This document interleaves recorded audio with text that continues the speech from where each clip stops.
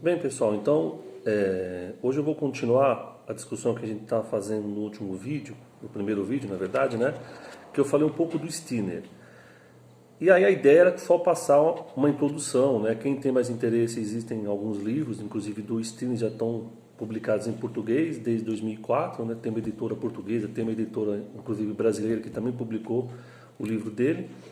Como eu disse, o próprio Marx tem uma crítica ao Stirner no livro dele, a Ideologia Alemã, mas hoje eu queria fazer uma pequena relação entre o Stirner e o Nietzsche, né? Então, como é um vídeo pequeno de 10, 15 minutos, eu não vou, obviamente, me aprofundar, que eu ficaria 14 horas aqui falando, e mesmo eu não sou um especialista em Nietzsche, eu sou um leitor de Nietzsche, né? E aí, a partir dessa relação do Stirner e Nietzsche, eu quis entender um pouco mais como é que o Nietzsche poderia ter sido influenciado pelas ideias de Stirner, já que ele não cita o Stirner em nenhum dos livros dele, né? Existem comentadores que tentam fazer uma relação entre o Stirner e o Nietzsche, eu vou falar um pouco deles, né? Geralmente eles foram publicados aqui no Brasil ou em Portugal por editoras de caráter anarquistas, então você vê que essa discussão não é muito desenvolvida na filosofia. Eu não sei dizer porquê, porque eu acho que também quase não se fala muito do Stirner na filosofia, né? Ou quando vai se fala quando ele está sendo questionado pelo Marx, o que é muito comum, né? O Marx questionou o Proudhon e aí as pessoas só falam do livro que o Marx questionou o Proudhon, não falam do livro do Proudhon, entendeu? E não falam também, inclusive, que o Proudhon leu o livro do Marx e questionou também ele. Que a lógica dentro da universidade o Marx desqualifica a pessoa e pronto, entendeu? Você não vai atrás para saber quem é essa pessoa. Mas não vou aqui discutir o Marx, eu queria fazer essa relação entre o Stirner e o Nietzsche, né? Bem, se a gente for pegar uma professora super importante aí, leitora do Nietzsche, que foi professora da USP, agora era aposentada, a Scarlett Martin, ela vai dizer no livro dela que quem trouxe o Nietzsche para o Brasil foram os anarquistas do início do século XX. Então, eles trouxeram o Nietzsche para cá, porque o Nietzsche também tem uma crítica ao Estado, que eu vou discutir um pouco isso, e para mim pode ser uma das influências do Stirner no Nietzsche, entendeu?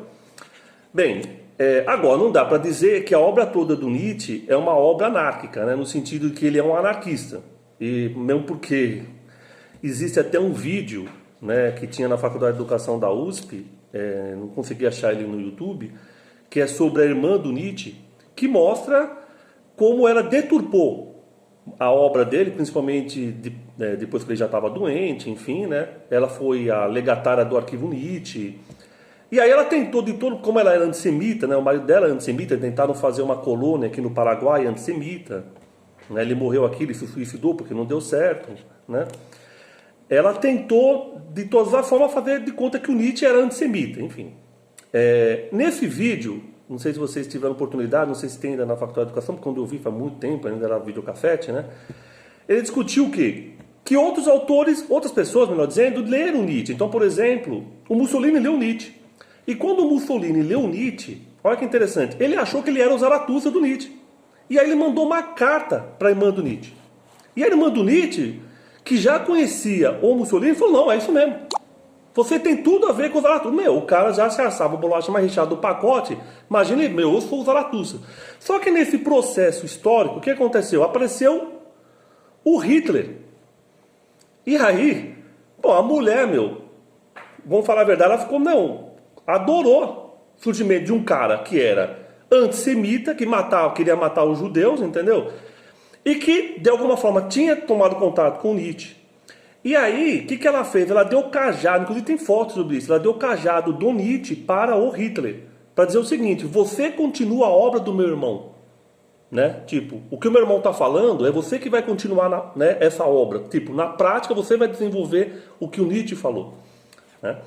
Então, não dá para dizer que o Nietzsche, ele é anarquista, não dá para dizer que o Nietzsche ele é nazista, o Nietzsche é um livre pensador, e aí a partir das várias perspectivas, né, você consegue enquadrar ele dentro daquilo que você, sei lá, se sente mais à vontade, ou acha que tem mais a ver com as suas perspectivas filosóficas, culturais, enfim, né? Então a primeira coisa é isso, entender essa questão. Outra é o seguinte, eu não consigo entender o Nietzsche, eu particularmente, desenvolvendo a ideia de classe. Então, quando ele fala de aristocracia, eu não estou entendendo uma aristocracia como a gente imagina, entendeu? Tipo, existe uma classe aristocrática, existe uma classe que é plebeia. O aristocrata, para mim, pode ser um cara que está na classe plebeia, entendeu? E um cara que está supostamente na aristocracia pode ser um plebeu para o Nietzsche. Então não tem uma coisa uma relação com a outra. Por isso que eu acho também, às vezes, confundem muito, na minha opinião, essa ideia classista. Então você pega uma classe, o Nietzsche está falando dessa classe específica. Ele não está falando de uma classe específica, ele está falando de indivíduos. Então os indivíduos que se superam, eles chegam a ser o que ele vai chamar de aristocracia, entendeu? E aqueles que não se superam, eles ficam numa posição que ele chama de povo. Então o povo não é necessariamente as pessoas mais pobres e a aristocracia as pessoas mais ricas. Muito pelo contrário, até em partes dos livros dele ele vai fazer várias críticas à burguesia, né? Ele chama de caixeiro viajante, esse pessoal que só pensa em ganhar dinheiro. Então, só para entender, porque às vezes eu acho que houve uma visão muito classista do Nietzsche que eu acho que traz um problema para você entender. Particularmente eu não consigo entender dessa forma.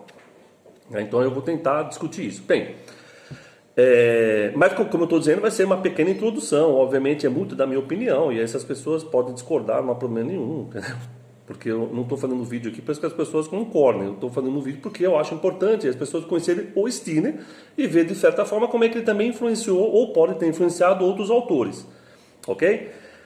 Bem, a gente não pode esquecer também que, quando eu tinha falado até do Freud, né? Uma das principais influências assim, que o Nietzsche era apaixonado, que é a Salomé, ela foi secretária do Freud. Então é provável que, se o Nietzsche leu o Stirner, o Freud também teve contato com o Stirner, entendeu? Eu estou falando, então, há uma ponte entre esses dois autores. Mas a ideia hoje é tentar discutir um pouco essa relação Nietzsche e Stirner, né, para a gente entender um pouco mais. Bem, o que eu acho legal primeiro, né? Existem alguns comentadores que eu usei para a gente pensar quem que é o Nietzsche, né? Então, os mais antigos é o Charles Handler, entendeu? Chama Nietzsche. Um que eu gosto muito, da década de 30, quase quando tinha o fascismo, é o Nietzsche. Antoine Lefebvre, que não é um marxista, então houve uma coisa dos marxistas atacarem muito Nietzsche, né? Inclusive quando a Alemanha Oriental teve a ocupação soviética, eles fecharam o arquivo Nietzsche, porque eles associavam Nietzsche com o nazismo. Ele é um cara que, já com o fascismo, ele faz essa crítica de que o Nietzsche não tem nada a ver com o fascismo. E mais recentemente você tem o Jean Lefranc, que também é um comentador de Nietzsche. Então eu peguei esses temas, existem centenas de comentadores, né? Com relação a essa questão Nietzsche e Stirner, né?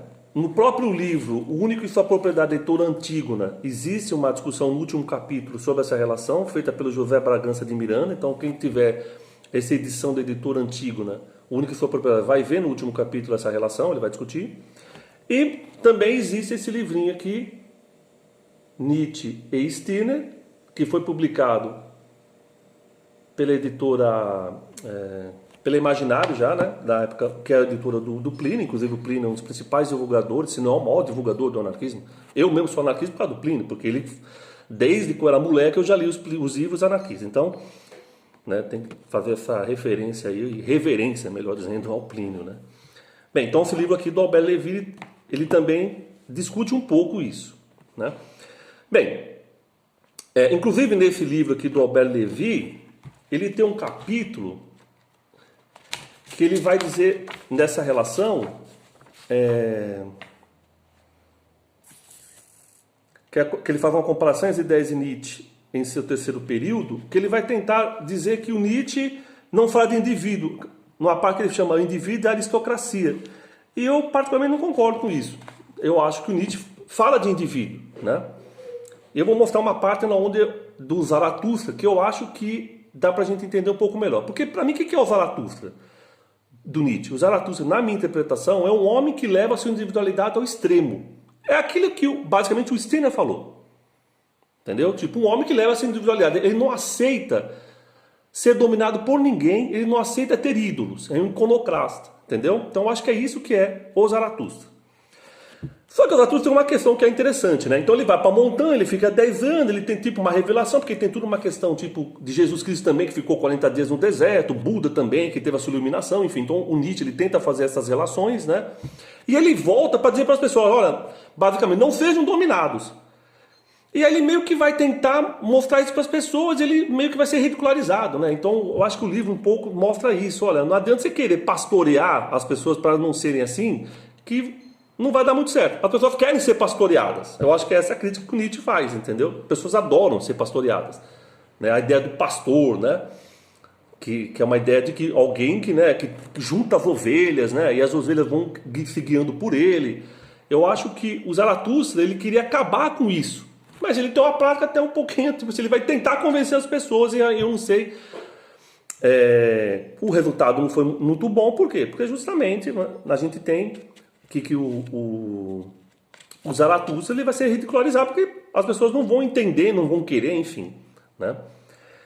E aí eu peguei, pessoal, uma parte do Zaratustra para falar sobre o Estado, que eu acho que pode ter aí uma influência do Stirner, né?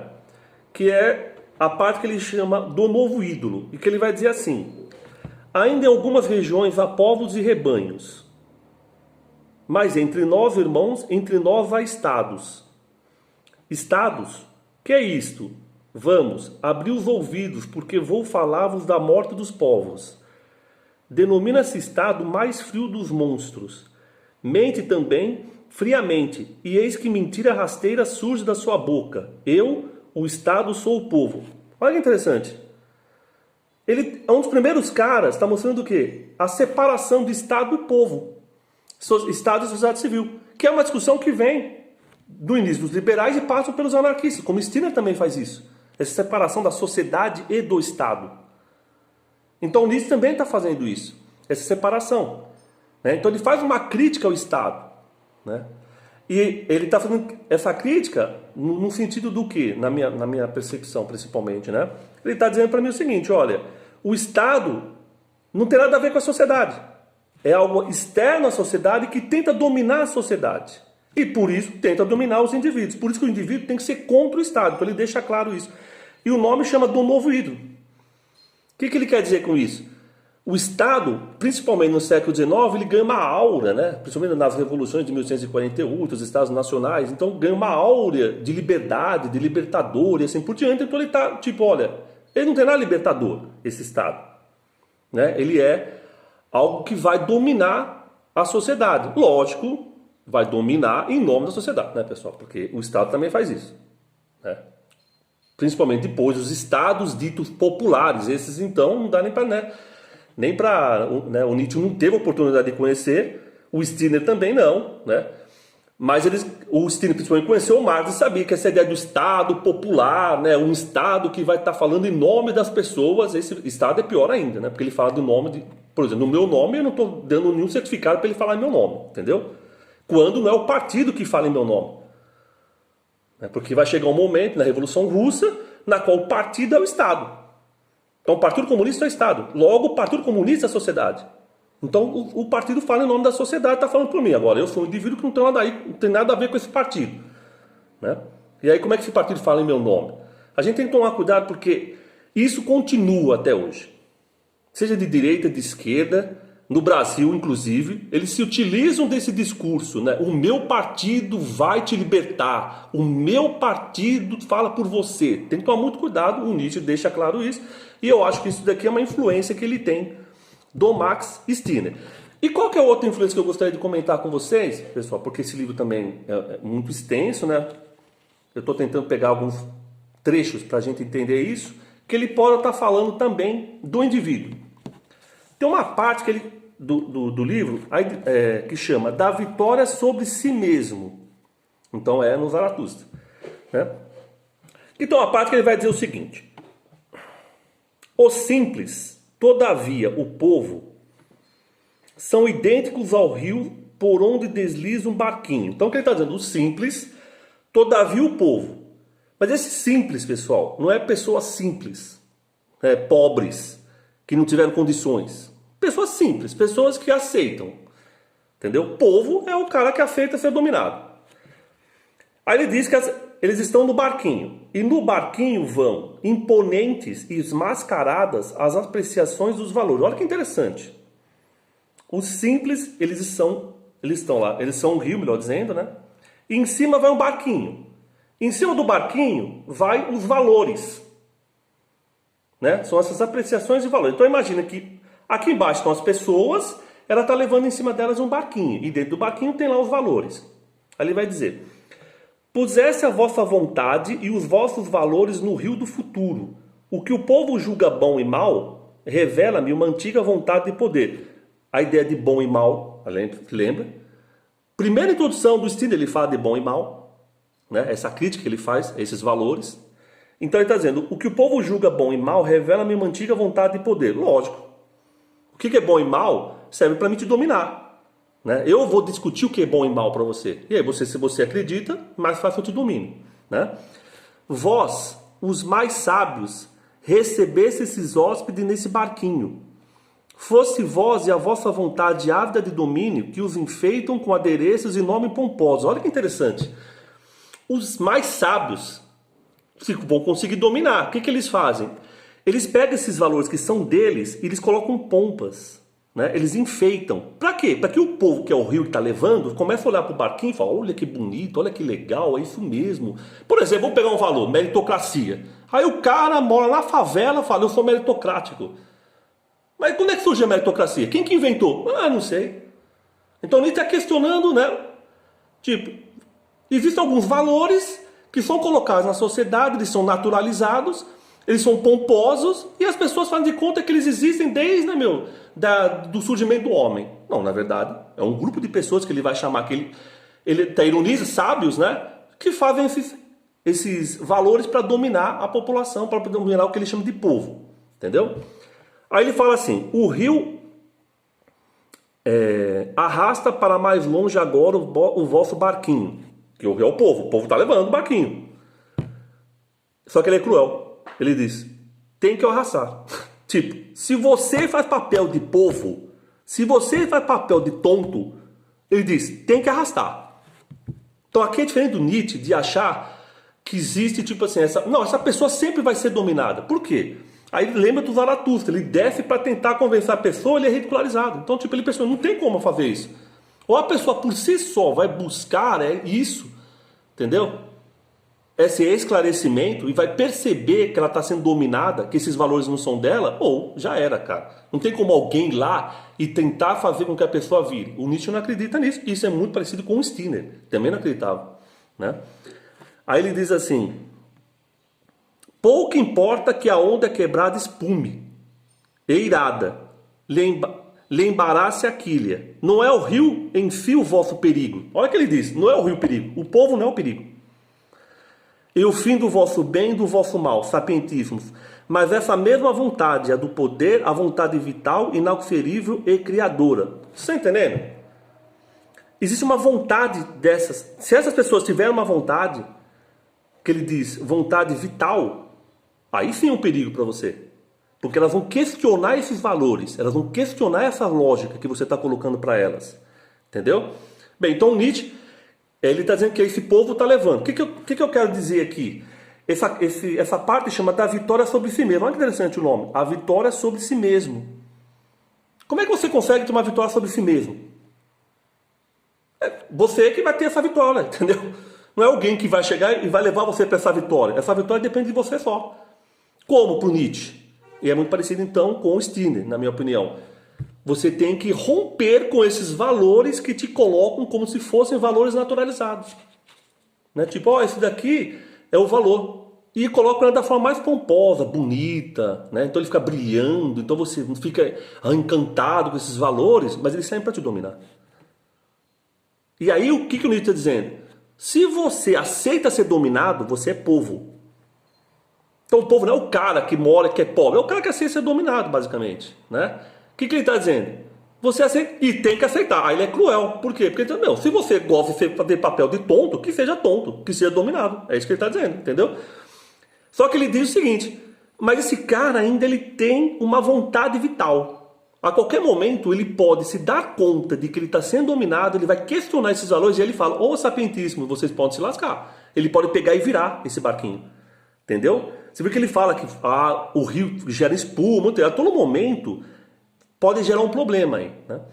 Bem, então pessoal, o que eu queria mostrar é essa discussão entre Nietzsche e Stirner. Então peguei duas partes aqui do Zaratustra para mostrar na minha concepção como é que você tem a influência do Stirner no Nietzsche. Primeiro, com relação ao Estado, e segundo, com relação ao indivíduo, entendeu? Bem, se o Nietzsche não citou Stirner, aí são várias discussões, né, são vários autores, esse aqui que eu mostrei para vocês tem né, tem essa discussão, que está do livro da editora imaginária do Plínio, né, no próprio livro que eu estou falando do Único e Sua Propriedade também, enfim.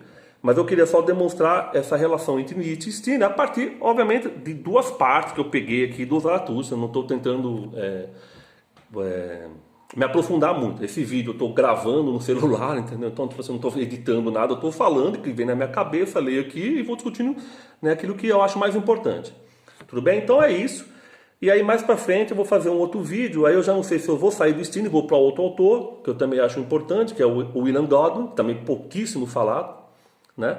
Ou se eu acho que tem mais alguma coisa mais legal para a gente discutir, eu ainda continuo um pouco com o Stirner. Então obrigado, aí a gente vai conversando.